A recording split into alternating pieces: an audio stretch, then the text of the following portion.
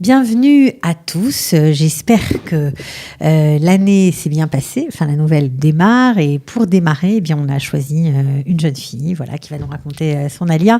Elle s'appelle Gabrielle Danieli. Voilà, elle est arrivée en Israël il y a environ 8 ans. Bonjour Gabrielle. Bonjour, merci de me recevoir.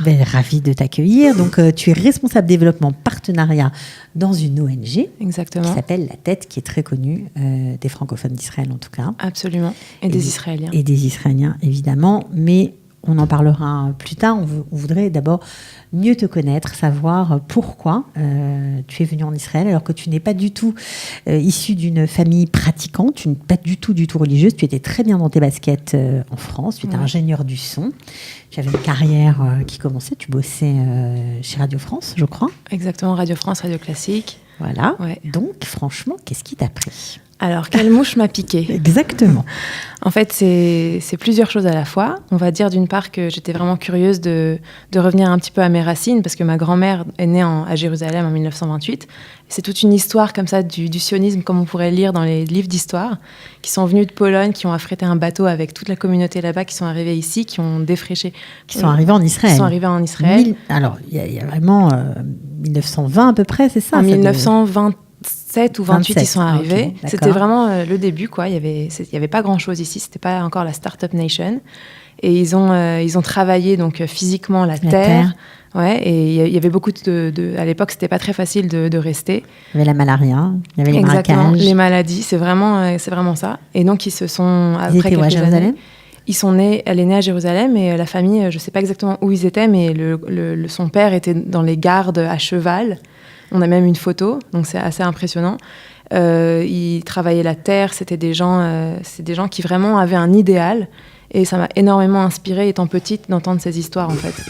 Alors, un idéal qui a été malmené par la réalité, la dureté de la vie en Israël à l'époque, puisqu'ils sont partis. C'est ça. Et ta grand-mère a passé, en fait, sa vie en France, à Paris. Exactement. Où toi aussi, tu es née. Voilà, je suis née à Paris. Alors, mais pourtant, bercée par cet imaginaire incroyable, ces photos qui font rêver. Ouais, et c'était toujours, on entendait toujours, enfin, il y avait quand même de la nostalgie, même si elle est partie très tôt, l'odeur de Jérusalem, les fleurs, le beau pays. Et elle, pour des raisons, sa vie s'est faite d'une certaine façon. Elle a eu des enfants en France. Elle a jamais pensé, elle, retourner en Israël. Mais moi, j'ai été beaucoup inspirée. Mon oncle, un de ses fils, est parti. Et puis moi, à l'âge de 21 ans, pour des raisons après qui étaient beaucoup plus... concrète. Pourquoi ? Pour quelle raison ? Qu'est-ce qui a fait que ça t'a déclenché une envie de partir ? Eh ben, finalement, c'est un discours qu'on peut entendre chez pas mal de personnes, mais c'était juste le fait de se promener dans la rue à Paris et de voir de plus en plus de signes qu'on n'était plus les bienvenus, qu'on n'était plus à notre place en France. Mais pourtant, tu étais parfaitement intégrée. Ah mais oui, et puis en plus, ça va, je suis blonde, je passe partout, quoi. Complètement. Absolument. Mais c'est des choses qu'on entend, et qu'on n'a pas besoin d'entendre et que Comme voilà. Quoi, par exemple ? Comme au moment du Mavi Marmara, le fameux bateau turc, la flottille de la paix. La flottille pour Gaza, ouais. Voilà. La première. Exactement. Il y avait eu des manifestations et je me rappelle d'une image vraiment qui me quitte pas. En fait, c'était quelqu'un qui portait dans ses bras une petite poupée avec du faux sang rouge et qui disait, voilà, ça c'est les Israéliens qui assassinent des enfants. Donc, ça, c'était quoi, dans la presse ou dans la rue ? Dans la rue, j'ai vu de mes propres yeux. Et donc là, je me suis dit, en fait, il y a un moment où ça suffit et je trouve que c'est pas un climat qui est bienveillant et que donc, pratiquante, pas pratiquante, sioniste, pas sioniste, quoi que ce soit, je vais aller chez moi. Je vais aller en Israël. Voilà, c'est ça. Voilà, exactement. Et alors, mais t'avais un plan. Parce que t'es pas partie comme ça, t'avais une idée en tête. Je vais aller en Israël pour faire quelque chose de bien précis. Voilà, alors ça s'est quand même fait rapidement parce que je faisais à l'époque du Krav Maga à Paris et mon instructeur nous avait organisé une semaine de stage en Israël. Donc, je suis allée en stage en Israël. J'ai adoré pendant une semaine, évidemment, on voit pas grand-chose, mais quelque chose... Je me suis un peu éprise du pays, quoi. Tu as été confirmée dans ce que tu ressentais. Exactement. Je suis allée à l'agence juive, je leur ai dit, trouvez-moi, je veux étudier les sciences politiques, je veux que ça soit en anglais, je veux que ça soit bien, et je pars. Alors, c'est ça qui est rigolo, parce que non seulement tu prends la décision de changer de pays, de changer ta vie, après tout, d'embrasser Israël, mais en plus de changer de carrière, parce que tu travaillais déjà, tu avais étudié longtemps pour être ingénieur du son. J'avais étudié 3 ans et j'avais commencé à travailler dans le milieu, mais je sais pas, à cet âge-là, moi je trouve que c'est bien de faire des expériences. Donc pourquoi Sciences Po ? Parce que pour moi, c'était vraiment histoire de comprendre quel est... quand on parlait beaucoup du conflit en France, le conflit, on lit un peu des choses qui sont contradictoires, on ne comprend pas très bien. Donc je voulais essayer de vraiment comprendre par moi-même, de venir en Israël, de rencontrer des professeurs qui sont des spécialistes dans leur matière, et d'avoir des avis qui sont professionnels, de lire, de me concentrer là-dessus, de rencontrer des gens et de pouvoir moi-même me faire ma propre opinion. Et l'idée après, si on avait dû écrire un plan de carrière, ça aurait été de revenir en France ou en Europe et de faire partie... d'être ambassadeur. Exactement. Ouais. Ambassadeur pour raconter... Ça, c'était l'ambition. Ouais. Le vrai Israël, ton Israël. Exactement. Ok. Voilà. Mais finalement, la vie a des chemins un peu tortueux et c'est pas tout à fait ce qui s'est passé. Pas loin, mais pas tout à fait. Exactement. Et déjà, en plus... moi, je considère qu'en fait, dans chaque chose que je fais, je me vois un petit peu comme, je dirais évidemment un ambassadeur, c'est un grand mot, mais un petit peu un porte-parole. Que ça soit dans le milieu associatif dans lequel je travaille aujourd'hui, dans lequel je rencontre toutes sortes de délégations de gens importants qui viennent du monde entier. Pour moi, je représente Israël, je représente la tête, je représente Gabrielle, celle qui a fait toutes sortes de choses, mais je représente aussi le pays, quoi. Ouais. Alors, avant d'en arriver là, tu as quand même été, comme tu le voulais, sur les bancs, on va dire, de l'école. Tu t'es inscrite à EDC, section Sciences Po. Tu as étudié pendant 3 ans. Exactement. Tu as été diplômée, on te voit d'ailleurs sur une jolie photo. Je ne sais pas si on le voit en plan large, voilà. Il y a une jolie photo où on te voit avec le chapeau à côté de ta sœur pour la cérémonie de la remise des diplômes. Et puis, qu'est-ce qui se passe après ? Tu arrives, tu avais à peu près 24 ans quand tu as fini tes études. Voilà. Donc après mes études, je choisis de m'engager à l'armée parce que je voyais ça un petit peu comme... ça avait plusieurs emplois. D'un, mieux connaître la société israélienne, parce que si je voulais continuer à vivre ici, moi j'avais l'impression qu'il fallait vraiment aller connaître au mieux quel est le parcours qui forme un Israélien. Okay. Donc me faire être dans le même moule. Et puis aussi apprendre des choses qui avaient un rapport avec ce que j'ai fait pendant mes études. Donc je suis arrivée en fait à l'unité des relations extérieures. Ok, enfin tu racontes ça, tu résumes, parce que je crois que tu as bataillé sec pour entrer dans cette unité très prisée à l'armée. En plus, c'était volontaire, parce qu'à 24 ans, on n'est pas obligé de faire l'armée. Voilà. Donc ils ont dû te regarder avec des yeux, mais qui c'est celle-ci ? Qu'est-ce qu'elle veut ? C'était même pas batailler pour entrer dans cette unité-là, c'était aussi batailler pour entrer à l'armée, parce qu'ils me voyaient arriver et disaient mais qu'est-ce que tu nous veux ? T'as un diplôme, t'en as même 2 d'ailleurs, tu parles des langues, va travailler, qu'est-ce que tu nous veux ? Et j'ai dû me battre au téléphone. C'était à l'époque, je finissais mes études, c'était tous les jours, appeler toute la terre entière pour les convaincre de me prendre à l'armée. Ah, comment on fait ? On demande aux uns, aux autres Exactement. On demande à la personne qui se trouve à côté de soi si elle connaît pas des gens, et elle connaît forcément quelqu'un qui connaît quelqu'un qui connaît quelqu'un, et on les appelle. Les uns après les autres. Les uns après les autres. On déballe son discours. Je veux rentrer à l'armée. Voilà. Je suis superstionniste. Je suis Ola Khadasha. Je veux entrer à l'armée. Laissez-moi entrer à l'armée. Je veux faire un truc intéressant. Je veux l'Itrom la Médina. Exactement. Et en fait, les gens, s'ils peuvent aider, ils aident. Enfin, c'est dur, quoi, mais c'était vraiment 6 mois de négociation. Bon, finalement, tu arrives au bon contact. Voilà. Après de nombreux coups de téléphone. Ouais. Et comment ça se passe avec lui ? Alors, en fait, c'était l'officier à l'époque de mon unité, avec qui j'ai passé un entretien avant d'être en uniforme, avant d'avoir un tavrichon ou quoi que ce soit. Et elle m'a dit, si jamais tu viens à l'armée, je ferai tout mon possible pour te faire venir dans notre unité. Et c'était toujours un peu un risque parce qu'elle fait tout son possible, mais il n'y a pas qu'elle qui décide. Et donc, j'ai choisi quand même de prendre le risque et de m'engager. Et j'avais confiance que... Oui, parce que tu t'engages sans savoir ce que tu vas faire. Parce que ça se trouve, tu aurais pu rentrer chez les Totranim ou chez les tankistes. Non, mais je ne sais pas. Mais tu aurais pu faire complètement autre chose. Et là, ça aurait été un peu dur quand même. C'est vrai. Mais je ne sais pas, j'y croyais. Enfin, je savais que ça allait bien se passer. Et finalement, ça s'est bien passé. Voilà. Il t'a prise. Exactement. Bon, ils ont essayé de te faire signer 2 ans, mais voilà, mais non, c'est pas passé là. Je savais pas très bien lire l'hébreu, mais j'ai vu un 2 au lieu d'un 1, j'ai fait ça va pas ça. Donc t'as barré et tu t'es engagé pour 1 an. Exactement. Okay. C'était chouette l'armée ? C'était très bien. Franchement, c'était super. Il y a eu des moments où c'était... surtout au tout début, pendant les tirs au nout, on se demande un peu ce qu'on fait là-bas, parce que j'avais 24 ans et les filles en avaient 18. J'étais avec des filles de la police, avec des filles, toutes sortes de filles. Mais en fait, moi, personnellement, j'ai vécu ça un peu comme un film où je faisais que contempler ce qu'il y avait autour de moi et franchement, c'est drôle. Il y a des scènes qui sont incroyables, quoi. C'est des blagues israéliennes, c'est des musiques, c'est des filles qui dansent dans la tente, c'est des réveillés. On se réveille en pleine nuit pour aller garder un endroit où il y a rien. Enfin, moi, je trouve que c'est une expérience. Je suis très contente de l'avoir fait. Tu conseilles à d'autres de le faire? Ceux qui hésitent? Parce que les Israéliens, en général, comme tu nous l'as dit précédemment, ils n'encouragent pas forcément. Quoi. Non, ils n'encourageaient pas du tout. Et je trouve qu'ils ont tort. Et je trouve que si quelqu'un voit sa vie comme une expérience et qui veut comprendre où il est en Israël, et qui, évidemment, il peut le faire. Hein. C'est un passage obligé. Ouais, moi, je trouve que c'est très bien de le faire et il faut le faire. Ok. Bon, alors, tu finis l'armée. Tu as appris plein de choses, tu as appris à écrire, à taper des rapports, j'imagine. Ouais, c'était beaucoup de rapports sur la situation sécuritaire. On parlait avec beaucoup d'officiels. Voilà, d'officiels de plusieurs pays, etc. On fait des contacts en plus, on se fait un joli carnet d'adresses. On fait des contacts, mais on est quand même, j'étais pas Ramatkal. Non, bien sûr, ouais. Mais bon, on a quelques contacts, on va dire. Voilà, c'est ça. On arrive à progresser quand même et avoir un petit peu... comment l'armée travaille de l'intérieur, qu'est-ce qui est important, comment est-ce qu'on avance. On est encore plus sioniste après Ou pas? Moi, c'était pareil, je suis ressortie pareil. Bon, ni plus ni moins.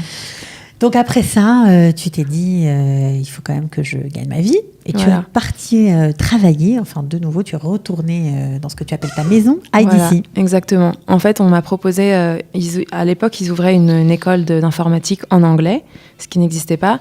Et ils m'ont dit, on a besoin de quelqu'un qui recrute les étudiants, donc qui présente le programme, qui recrute. Et notamment, vu que tu parles français, les étudiants qui sont francophones, français, belges. Et donc, j'ai fait ça pendant à peu près 2 ans et demi. C'était intéressant parce que j'ai rencontré beaucoup d'étudiants qui étaient plus jeunes, qui avaient 18-19 ans, qui ne savaient pas trop ce qu'ils voulaient faire. J'ai présenté les programmes d'IDC, j'ai été en contact avec beaucoup d'entre eux, j'ai rencontré les familles. Puis tu as participé surtout à cette nouvelle école d'informatique. Exactement. C'était quand même un projet... C'était un beau projet. Ouais. On ne savait pas si ça allait marcher, mais évidemment, l'informatique, c'est quand même un secteur qui attire énormément. Parce que ça existait déjà en hébreu, toi tu as fait l'école en anglais. Absolument. Et voilà. Et donc aujourd'hui, c'est une école qui recrute des étudiants tous les ans. Je crois que les premiers diplômés vont... Il y a peut-être déjà eu la première remise des diplômes. Et voilà, ça marchait très bien. Et j'adore IDC. Moi, c'est une école qui m'a apporté énormément. Je sais que... c'est là-bas où j'ai rencontré mon mari déjà. Hein. C'est pas mal. Mais il n'y a pas que ça. Et pour le coup, réseau, moi, c'est comme ça que je le définis. C'était vraiment un réseau. C'était une école qui aide à avoir des contacts. Ah, mais absolument. Que ça soit avec des camarades de classe. Étudiants. Exactement, qui après prennent toutes sortes de fonctions en Israël ou à l'étranger. Okay. Et d'ailleurs, le travail dans lequel je suis aujourd'hui, c'est grâce au contact d'IDC. Et puis pas que ça, c'est aussi des profs, c'est aussi des gens qui veulent vous aider pour la suite, ils gardent contact. J'ai bien aimé ça. J'ai bien aimé le fait que le prof, quand il arrive le premier jour dans la classe, il met son portable au tableau. C'est pas trop à la française, quoi. Ouais. C'était très sympa. Il y avait un contact, il n'y avait pas à l'israélienne. Ouais. Qu'est-ce qu'ils disent tes parents quand ils voient le parcours que tu as fait? Ça doit être quand même émouvant pour eux. Au début, il y avait... Surtout par rapport à Israël. Mm-hmm. Au début, mes parents, ils comprenaient pas vraiment exactement pourquoi je voulais partir. Donc ça a été fait, je leur ai annoncé que je partais. C'était pas une discussion. Et aujourd'hui, je pense qu'ils comprennent, d'une part, et ils sont très contents. Et quand on en parle, ils sont fiers. Tes sœurs? Mes sœurs, elles ont plus compris. Et ça les intéressait pas trop de me rejoindre. Mais aujourd'hui, je sens qu'il y a quelque chose qui change. Et après 8 ans, on va dire, de session de... Je dirais pas lavage de cerveau, parce que c'est pas un joli mot. On va pas dire ça, non. En tout cas, tu fais partager ton enthousiasme et tes expériences. C'est ça. Et donc, il y en a une de mes sœurs qui va venir, qui vient à l'Ulpan Etzion de Jérusalem. On lui souhaite bonne chance. Merci beaucoup. Et la deuxième, que j'aimerais bien lui présenter le monde de l'Ulpan Kibbutz, parce qu'elle aime beaucoup la nature. Donc, si vous avez des recommandations, c'est avec plaisir. Bon, écoute, elle peut nous contacter en privé, on lui répondra, ou même sous ta vidéo, il n'y a pas de problème. Puis je suis sûre que quelqu'un mettra un post pour lui donner de bons conseils. Alors, après IDC, tu t'es dit, c'est sympa, mais il faut que je vole de mes propres ailes, que je quitte mon berceau, ma famille d'accueil, et que j'aille faire quelque chose avec du sens, quelque chose qui me plaise. Exactement. Vraiment.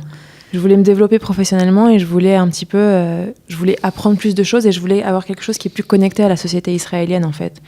Et j'ai découvert l'organisation La Tête, dans laquelle une de mes amies travaille depuis 3 ans, qui s'appelle Ella Drori. Et là-bas, à La Tête, ils avaient besoin de développer le pôle international. En fait, c'est une organisation qui est présente en Israël. Autrefois, il y avait des délégations qui allaient dans tous les pays avec des catastrophes à Haïti, etc. Aujourd'hui, c'est concentré que sur Israël. Mais le pôle international, il sert à faire parler de nous à l'étranger, à faire venir des partenaires, des gens qui veulent être des donateurs, des gens qui veulent nous aider à prendre... C'est une association, enfin une organisation internationale qui non gouvernementale, bien sûr, qui s'occupe de pauvreté. Exactement. Donc, de lutter contre la pauvreté. C'est sa mission première, de lutter contre la pauvreté. Il y a aussi beaucoup d'autres services, d'autres activités. On en parlera peut-être une prochaine fois. C'est chouette de bosser dans une ONG, dans le milieu associatif. Ouais, c'est très chouette parce qu'en fait, on voit la société israélienne d'un autre angle. Donc comment dire, c'est pas des choses qui sont faciles, évidemment, c'est pas des choses qui sont très très réjouissantes, mais en même temps, on a une meilleure compréhension de ce qui se passe et on a l'impression qu'on peut faire quelque chose, que c'est des choses qui sont pas figées et que en fait c'est la volonté de certaines personnes qui font qu'on peut apporter un changement. Et moi, ce qui m'impressionne énormément, évidemment, c'est que La Tête a été fondée par Gilles Darmon, qui est un olévatique de France. On salue. On le salue, ouais. Et il est il avait une vision. Et c'est grâce à quelqu'un qui est venu de France, donc lui aussi il est arrivé sans rien, il n'avait pas de contact ou quoi que ce soit. Ça, c'est sûr. Voilà. Ça a commencé dans sa cuisine, je crois, si je ne m'abuse. Absolument. Ouais. Et voilà. Et donc ça s'est monté comme ça d'une personne qui avait envie de faire un changement. Et moi je suis très contente de faire aujourd'hui partie de cette aventure. Maintenant c'est bien ancré dans la société israélienne. Ça fait 20 ans que depuis 96. Mais moi, j'apprends énormément et j'ai l'impression de participer au changement. Alors, il y a beaucoup d'Onim Hadashim comme toi qui n'envisagent même pas travailler dans le milieu associatif parce que pour eux, ils ne connaissent pas, tout simplement. Toi, tu ne connaissais pas non plus. Non, pas non plus. Si tu n'avais pas eu une amie, peut-être que tu ne serais jamais arrivé. Et pourtant, il y a des tas de possibilités de travail aussi dans ces grandes associations. Ah ouais, absolument.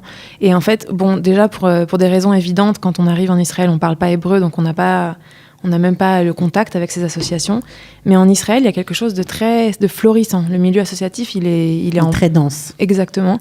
Il y a beaucoup de choses à faire sur tous les sujets. Et c'est un atout de parler français, d'avoir d'autres langues ? Ouais, alors absolument. Surtout dans mon métier à moi, c'est de faire parler de soi à l'étranger. Donc j'utilise l'anglais et le français constamment, l'hébreu à l'intérieur de l'organisation. Et évidemment, quand on veut avoir une reconnaissance à l'international et faire venir des gens, les langues, c'est un atout. Les Israéliens, ils sont très heureux de voir arriver quelqu'un qui a dans son outil des langues en plus, quoi. Alors, quel serait ton conseil pour terminer, si des gens qui ont à peu près, pas ton parcours, parce qu'il est riche et diversifié, mais disons un parcours un peu similaire et qui cherchent du travail, voilà, qui finissent leurs études, des jeunes de 25, 26, 28 ans, un conseil pour... Le conseil, j'ai envie de dire qu'en fait, le milieu associatif, ça nous permet... Nous, on voit notre petit département comme une espèce de petite start-up à l'intérieur d'une grosse organisation. Le département n'existait pas beaucoup. C'est pas qu'on nous donne tous les moyens de faire tout ce qu'on peut parce que c'est une association et que donc, évidemment, on peut pas faire tout ce qu'on veut. Mais quand on a une bonne idée et qu'on a une bonne équipe et qu'on est intelligent et qu'on a envie de réussir, on y arrive. Et donc ça, c'est pour des gens qui sont motivés, qui ont envie de faire des choses originales, intéressantes, créatives et qui savent pas trop ce qu'ils veulent faire, et qui regardent le milieu associatif parce qu'il y a plein de possibilités. Bon, sans regret, j'imagine. C'est une question que je pose souvent. Sans regret de travailler. Tout ce que tu as accompli. Ah non, pas du tout. Alors là, je suis très contente ici. Moi, ça me manque quand même un petit peu Paris, je vais dire la vérité. Mais de temps en temps... Tu fais des petits allers-retours. Mais on est content de partir, on est content de revenir, non ? Voilà, c'est ça, quand même. Ouais. C'est comme ça que ça se passe. C'est comme ça que ça se passe. Bon. On te souhaite de réussir, de continuer à apporter ta pierre à l'édifice dans cette société que tu aimes tant. Merci. Merci d'être venu. Merci beaucoup. Et Batzlacha pour la suite. Merci. Ciao.